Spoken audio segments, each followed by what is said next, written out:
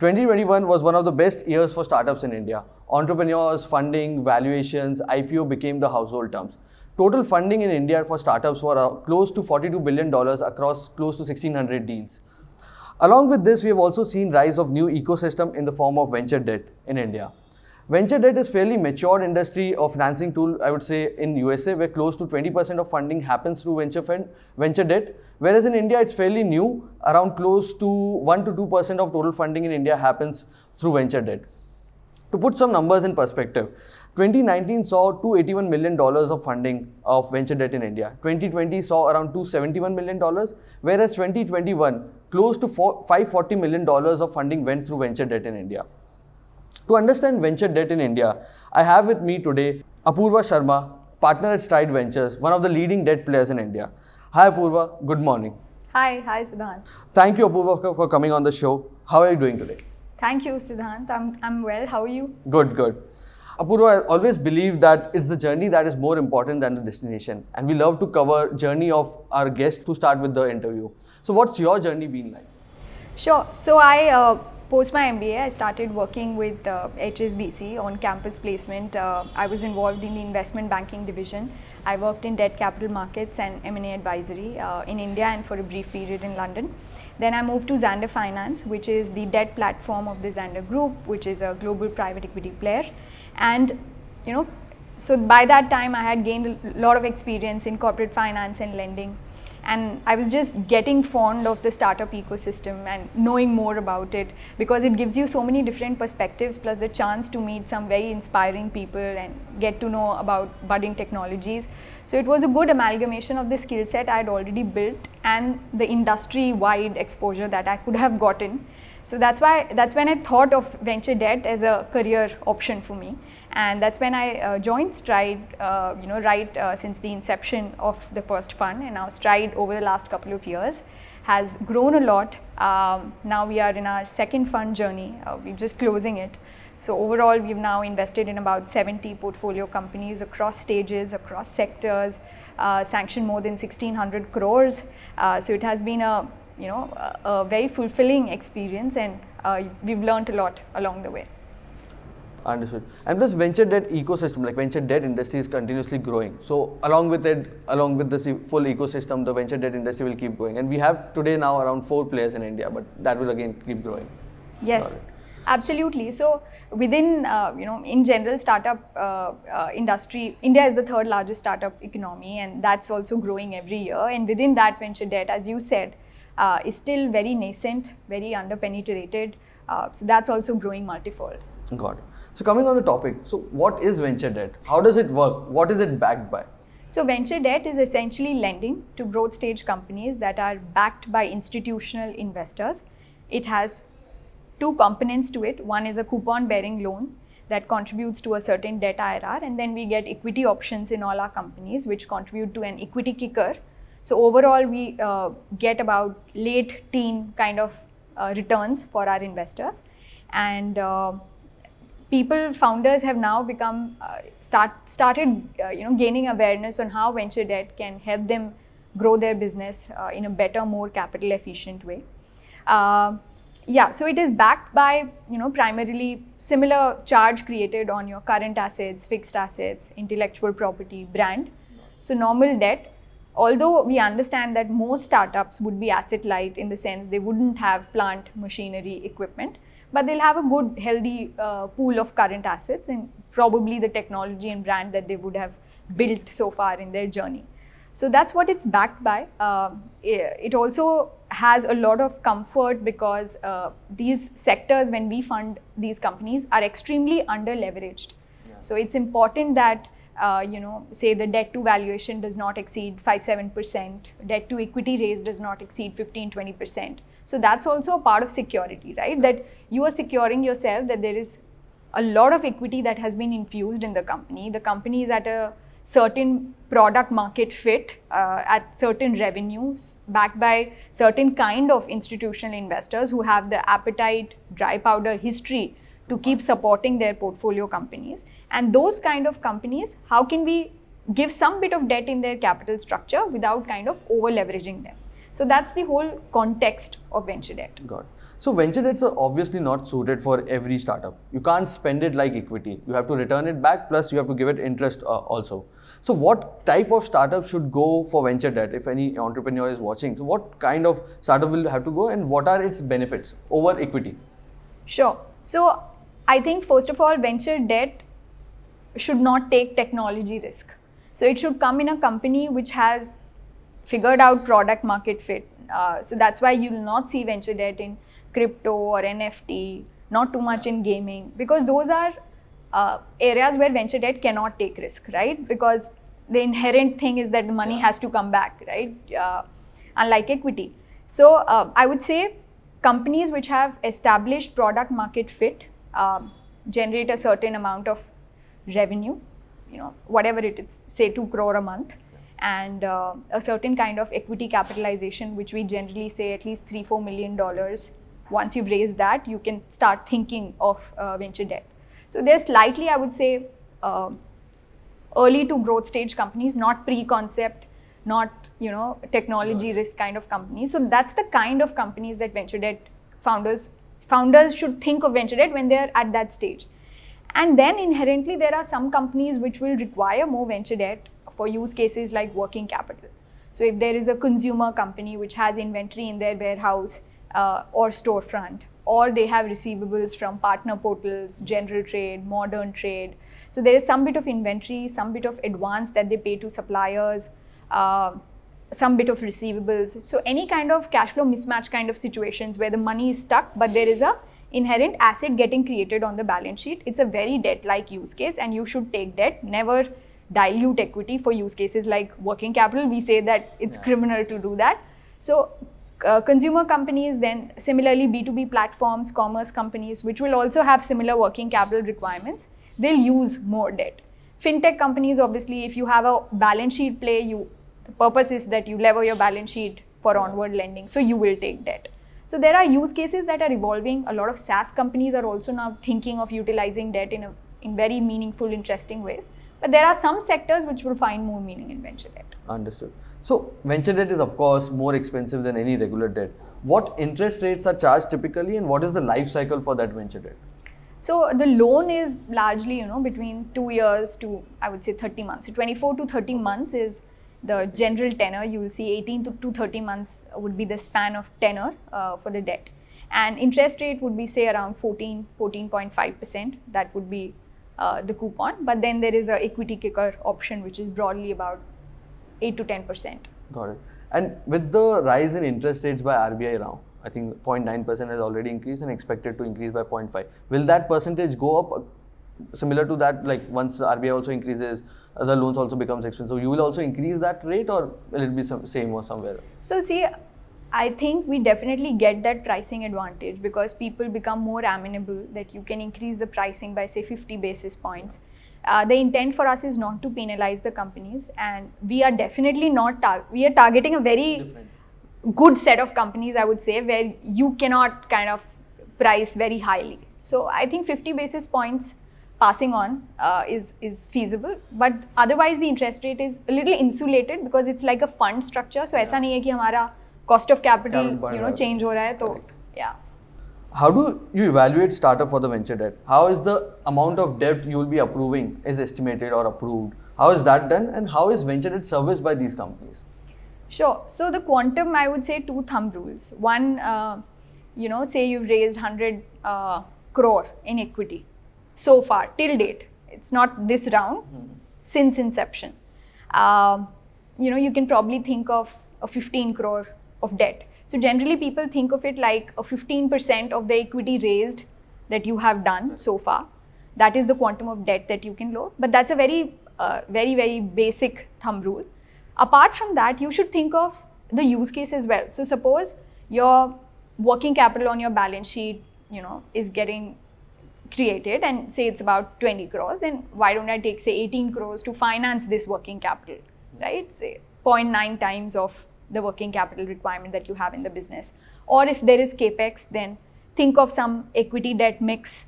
How do you want to finance that capex? Similarly, if you are taking debt to acquire a company, think of some LTV, loan to value, that you would want to keep to pay for the acquisition consideration. So those are also things, but a thumb rule would be 15% or of the equity raised, or one of these items. What are you using the debt for? Uska use case exactly क्या है? उसके हिसाब से what is the debt quantum that you arrive at? And yeah, to answer your second part of the question, how do they pay back, right? So interest is generally monthly, principal is quarterly amortization. So some part of the debt is also, so think of it like the moment you monetize your working capital, आप अपना growth calibrate कर लेते हो, कम कर लेते हो, तो your working capital will start throwing cash, which is capable to return your debt. But otherwise also, company already has a lot of cash sitting on the balance sheet that can also go towards interest servicing. And good companies, growing month on month, category dominance kind of players, they'll anyway raise, say, capital every 12 months. Okay.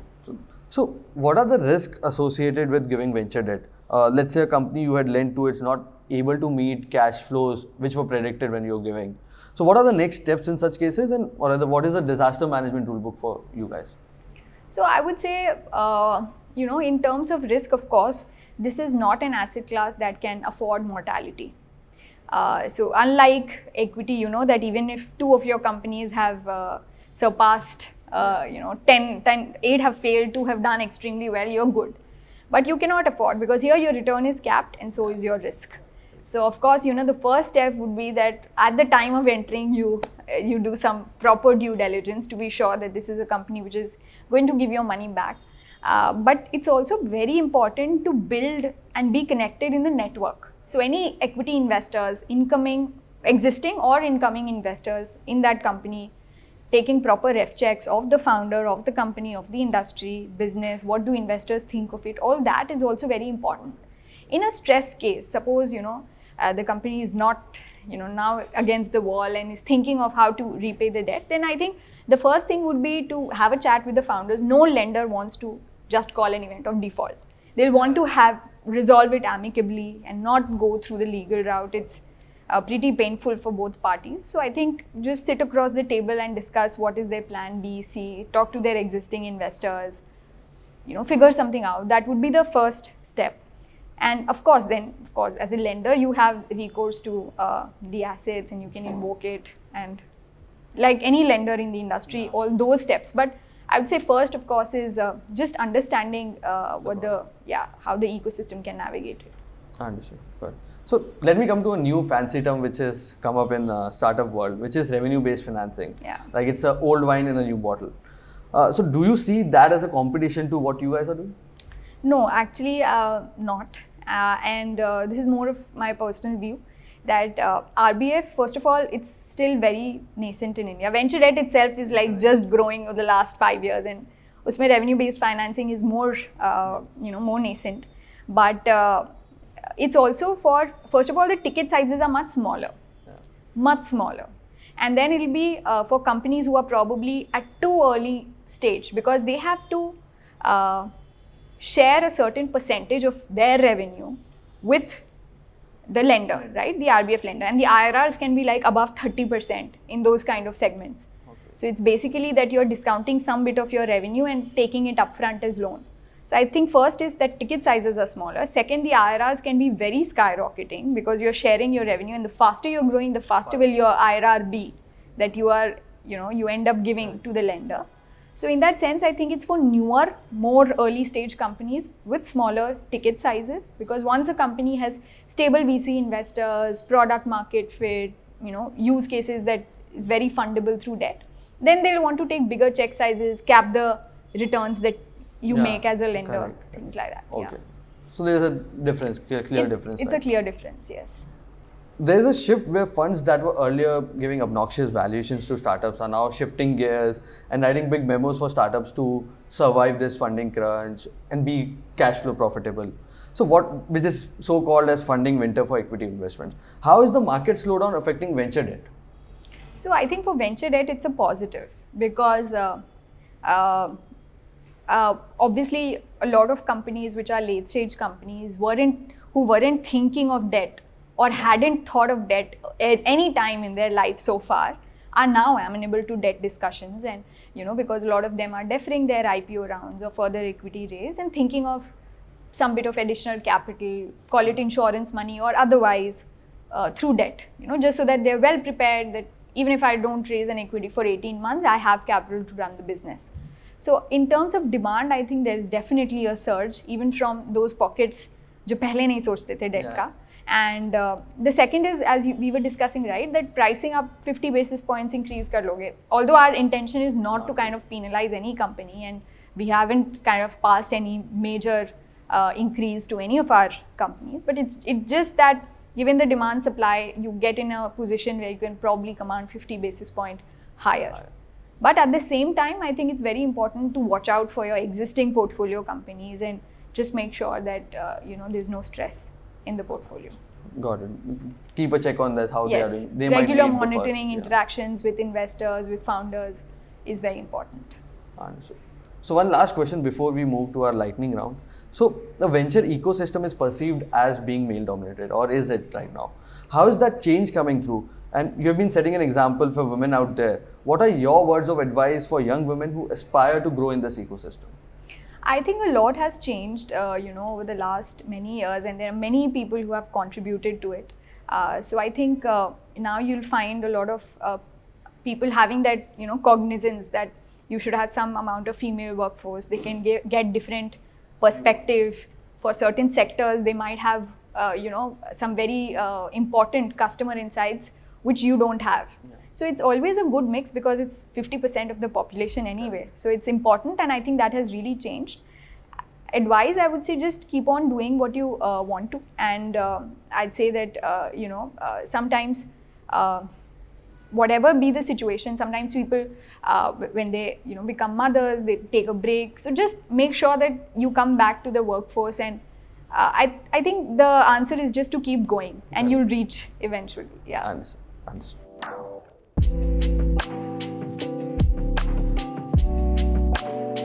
Moving to our last round, lightning round. So I'll just ask questions. You have to give answers or fast answers for that. Okay. So one startup that you are most excited about? In our current portfolio? Yeah. My favorite is Sugar, always. Sugar Cosmetics, yes. Startup whose product service you use every day? I use Zepto every day now. Good. I think it's saving for a lot of people are using for Bombay specifically. Yeah. When do you feel the most productive?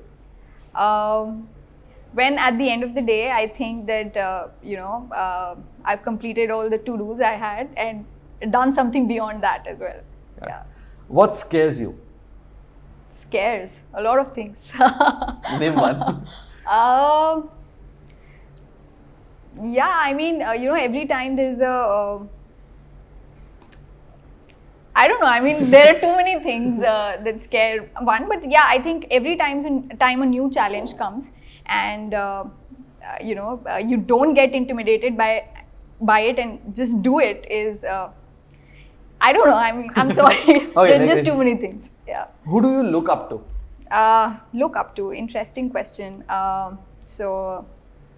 So Anjali Dave, she's the managing partner of Avana Capital. Sakshi Chopra, she's the managing director at Sequoia. There are too many women out there who have done enormous in this domain, and I look up to all of them. Okay.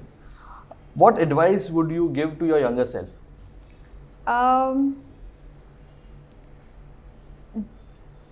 Don't get afraid of experimentation. I mean, just take risks, and you'll regret not taking risks more than you'll regret failing. So, just be open, because hota kya hai, then when you're younger, people just say that yahi karo, this is the career path. Yeah. But there are so many people who just try experimenting, and you never know where you land up. So I think just be open, more open-minded and open to experimentation. Correct. Last question. What is success for you? I think success is very personal. I think every time you do something which you earlier thought you couldn't, and earlier used to get intimidated by, and every time you have pushed your boundaries and done more than what you expected of yourself, is success. Got it. Thank you, Apoorva, for coming on the show and giving insights on the venture debt industry. I'm sure it's an enlightening conversation for our viewers and entrepreneurs watching this show. Thank you, Nalin and Team Origin, for letting us shoot in this beautiful location. It's New Saigon at BKC. I think everybody would have tried this restaurant. Yeah, Apoorva, and it has amazing food. I've tried it too. So I think everyone should try this out. Thank you so much. Thank you, everyone.